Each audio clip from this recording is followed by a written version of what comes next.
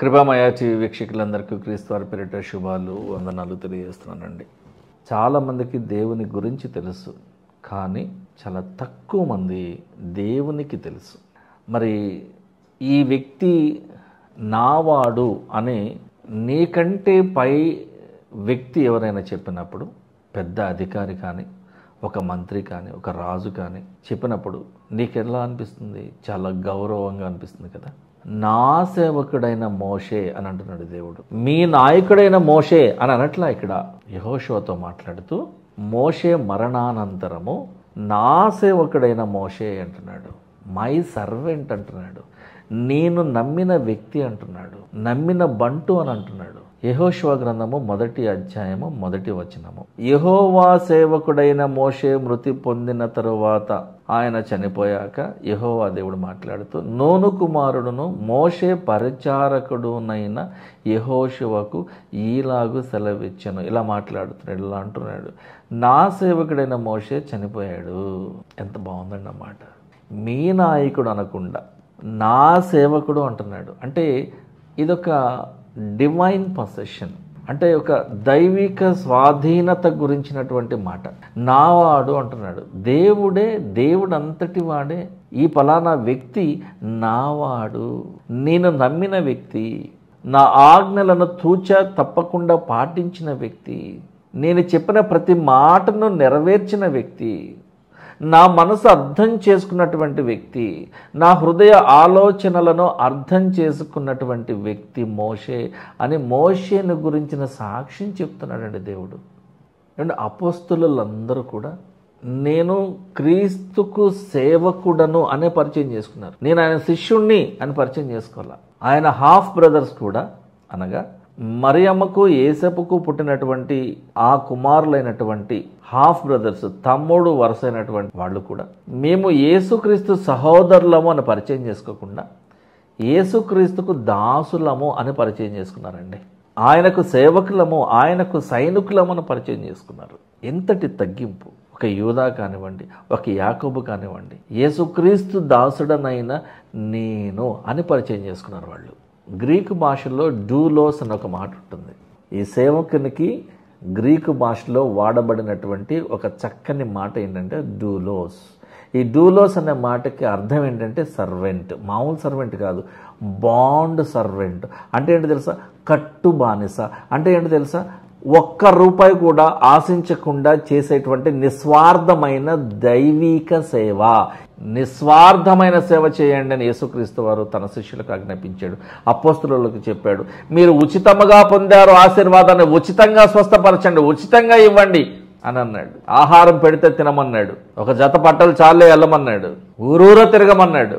వీలైనంత మందికి సువార్తను ప్రకటించమన్నాడు. ఈ శుభవార్త, యేసుక్రీస్తును నమ్ముకుంటే తండ్రి, కుమార, పరిశుద్ధాత్మ నామములో మీరు బాప్తిస్మం తీసుకొని వాక్యమునకు అంటు కట్టుబడి మీరు బ్రతకగలిగితే పరలోకము మీదే అని ప్రకటించమని చెప్పాడు యేసుక్రీస్తు వారు. క్రీస్తుకు సైనికుల వల్లే ఉండమన్నాడు ఆయన. ఉచితంగా పొందారు, ఉచితంగా ఇవ్వమన్నాడు.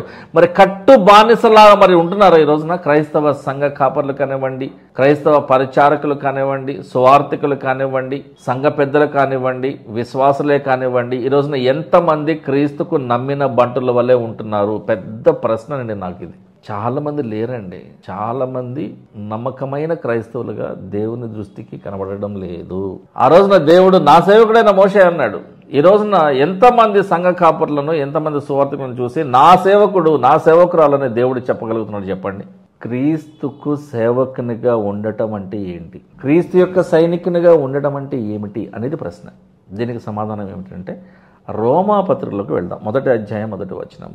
యేసుక్రీస్తు దాసుడును అపోస్తలుడుగా, అనగా క్రీస్తుకు సాక్షిగా ఉండుటకు పిలువబడిన వాడునైన పౌలు అను నేను. ఎలా పరిచయం చేస్తున్నాడండి? చక్కగా తనను తాను తగ్గించుకొని. కొలసి సంఘానికి పౌలు గారు రాసిన పత్రికలో 4:12 చూడండి. క్రీస్తు యేసు దాసుడైన ఎపఫ్రా. ఎలా పరిచయం చేస్తున్నారు? తగ్గించుకొని. మరి మరియమ్మ యేసేపులకు పుట్టినటువంటి యేసుక్రీస్తుకు స్వయాన తమ్ముడు వరుసైనటువంటి హాఫ్ బ్రదర్ అయినటువంటి యూదా గారు ఎలా పరిచయం చేస్తున్నారు చూడండి. మొదటి అధ్యాయము యూదా పత్రిక మొదటి అధ్యాయం మొదటి వచనంలో యేసుక్రీస్తు దాసుడును యాకోబు సహోదరుడునైన యూదా అని పరిచయం చేసుకున్నాడండి. పౌలు గారు కొరింథీ సంఘానికి రాసిన మొదటి పత్రిక 6వ అధ్యాయంలో 19-20 ఇలా ఉంటుంది. మీరు మీ సొత్తు కారండి, విలువ పెట్టి కొనబడిన వారు కనుక మీ దేహముతో దేవునిని మహిమపరచండి.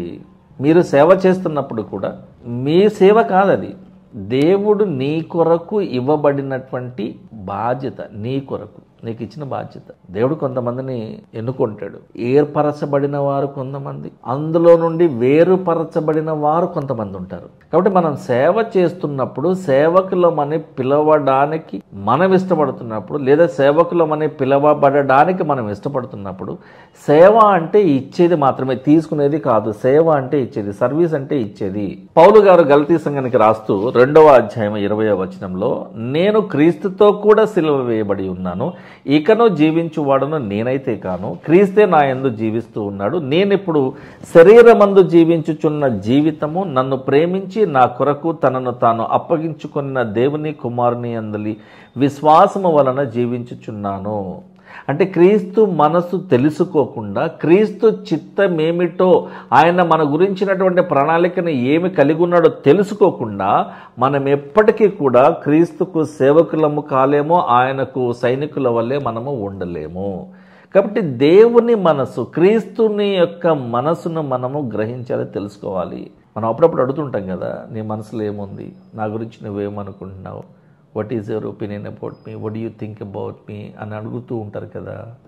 అలాంటిది అనమాట. మనము క్రైస్తవులుగా ఉండాలంటే, క్రీస్తు యొక్క స్వభావాన్ని కలిగి ఉండాలంటే, అసలు క్రీస్తు అంటే ఎలా ఉంటాడు అనేది మనం ఊహించి ఊహాగానాలతో అర్థం చేసుకోకూడదు. కానీ దేవునితో మాట్లాడి క్రీస్తుతో సాన్నిహిత్యము కలిగి ఉంటేనే మనకు క్రీస్తు అర్థం అవుతాడు. చాలామందికి క్రీస్తుని గురించి తెలుసు, కానీ క్రీస్తు తెలియదు. క్రైస్తవులతో సహా చెప్తున్నా, యేసుక్రీస్తు తెలియదు, కానీ యేసుక్రీస్తుని గురించి మాత్రమే తెలుసు. యేసుక్రీస్తుని ఎరిగి ఉండుట అంటే అర్థం ఏంటి?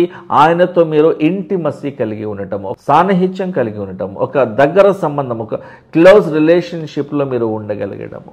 ఎంతమంది క్రైస్తవులు క్రీస్తుకు తెలుసు? ఇది ప్రశ్న. చాలామంది క్రైస్తవులకు క్రీస్తు తెలుసు. కాదు ఇక్కడ నా ప్రశ్న, ఎంతమంది క్రైస్తవులు క్రీస్తుకు తెలుసు? ఎంతమంది క్రైస్తవులకు క్రీస్తు మనసు తెలుసు?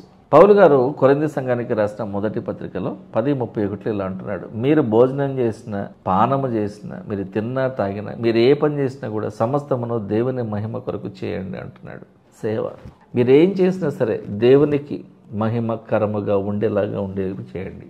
లూకా సువార్త 6వ అధ్యాయం 46లో, నేను చెప్పు మాటల ప్రకారము మీరు చేయక, మీరు మీ ఇష్టం వచ్చినట్టు ప్రవర్తించక, ప్రభువా ప్రభువా అని నన్ను పిలవడం ఎందుకు, నా సేవకులమని చెప్పుకొని నా మాట వినకుంటే ఎలా అని దేవుడు ప్రశ్నిస్తూ ఉన్నాడు. యేసుక్రీస్తు అనే కంపెనీ రూల్స్కు సేవకులు కట్టుబడి ఉండాలి కదండి. ఆ రూల్స్కు కట్టుబడి ఉండకపోతే నీకు ఉద్యోగము ఎక్కువ కాలము కంటిన్యూటీ ఉండదు, తీసి అవతల పడేస్తారు. ఎందుకంటే these are our rules and you must follow, you must abide by the rules of our company అని అడుగుతాడు, వాడు చెప్తాడు. కీర్తనకారుడు 37వ కీర్తనలో రాస్తున్నాడు 23వ వచనంలో, ఒకని నడత యెహోవా దేవుని చేతనే స్థిరపరచబడుతుంది, వాని ప్రవర్తనను చూసి ఆయన ఆనందిస్తారట. దేవుడు మన మంచి ప్రవర్తనను చూసి ఆనందిస్తారట. సొలొమోను గారు కూడా సామెతల గ్రంథము 11వ అధ్యాయం 20లో, మూర్ఖ చిత్తులు యెహోవాకు హేయులు, అంటే దేవునికి ఇష్టం లేదట. మూర్ఖులు దేవునికి ఇష్టం లేనివారుగా ఉంటారు, యథార్థముగా ప్రవర్తించేవారు ఆయనకి చాలా ఇష్టమట. దేవునికి సేవ చేస్తున్నటువంటి దైవ సేవకులమని చెప్పుకునేటువంటి వారికి ఎటువంటి లక్షణాలు ఉండాలి, అసలు సేవకులు ఎలా ఉండాలి అనేది ఇక్కడ ఒక ప్రశ్న. ఈ ప్రశ్నకు నేను క్లుప్తంగా సమాధానం చెప్తాను, చూడండి, చూస్తూ వినండి. మొదటిగా, ఎన్ని ఇబ్బందులు వచ్చినా శ్రమలు వచ్చినా సరే విశ్వాసంలో కొనసాగాలి. రెండవది, దేవుని గురించి చెడుగా కానీ, వ్యతిరేకంగా కానీ, విరుద్ధంగా కానీ, ఆయనకు నచ్చనిది ఏదైనా సరే మాట్లాడేటువంటి ఎవరి మాటలనైనా, ఆ వ్యక్తులనైనా, వారి మాటలనైనా ఖండించాలి, ఖండించి తీరాలి. మూడవదిగా, సమస్తమైన అవిధేయతకు ప్రతిదండన చేయడానికి మీరు సిద్ధపాటు కలిగి ఉండాలి. ఎవరు విధేయత చూపించకపోయినా హెచ్చరించే విషయంలో మీరు ముందుండాలి. నాలుగవదిగా, పవిత్రంగా పరిశుద్ధంగా జీవించాలి. అందరికీ అన్యులకు, క్రైస్తవులకు, విశ్వాసులకు, అవిశ్వాసులకు, మీ సంఘమ వారికి, మిగతా సంఘాల వారికి, మీ ఇరుగు పొరుగు వారికి, క్రైస్తవులకు, క్రైస్తవేతరులకు అందరికీ కూడా మాదిరికరంగా, ఒక మోడల్గా, ఒక ఐడియల్గా, ఒక ఉదాహరణగా మీరు జీవించాలి. శరీరమును దాని యొక్క భయంకరమైన బలవంతమైన కోరికలతోనూ, ఇచ్చలతోనూ, దురాశలతోనూ మీరు సిలువ వేయాలి. మిమ్మల్ని మీరు ప్రేమించుకున్నట్టుగా అందరినీ ఒకే రకంగా ప్రేమించాలి. పరలోకములో ఉండబోయేటువంటి ధన నిధిని మనం కూడబెట్టుకోవాలి తప్ప ఈ ఇహలోక సంబంధమైనటువంటి ఆస్తిని, సంపాదనను గురించినటువంటి ముచ్చట మన తలకాయలో ఉండకూడదు. చివరిగా యేసుక్రీస్తు యొక్క రెండవ రాకడ కొరకైన నిరీక్షణ మనలో బలంగా ఉండి తీరాలి. ఇవన్నీ మనలో ఉండగలిగితే అప్పుడు మీరు నిజమైన సేవకులు అని పిలువబడతారు. ఇలాంటి సేవ చేయాలి అని దేవుడు కోరుకుంటున్నాడు. ఇలాంటి లక్షణాలు సేవకులలో ఉండాలని దేవుడు కోరుకుంటున్నాడని మీరు గమనించాలి. చిన్న ప్రార్థన. ప్రేమగల దేవ, కనికరమగల తండ్రి, నీ వాక్యంతో మాతో మాట్లాడుతున్నటువంటి విషయాన్ని బట్టి వందనాలు ప్రభువా. మేమందరం కూడా ఆత్మీయంగా బలపడాలని కోరుకుంటూ ఉన్నాం నాయన. ప్రతి విషయంలో మా అందరికీ తోడుగా ఉండి మమ్మల్ని నడిపించుకొని క్రీస్తు వారి పరిశుద్ధ నామంలో ఈ ప్రార్థన అడుగుతున్నాం తండ్రి. ఆమేన్. Thank you.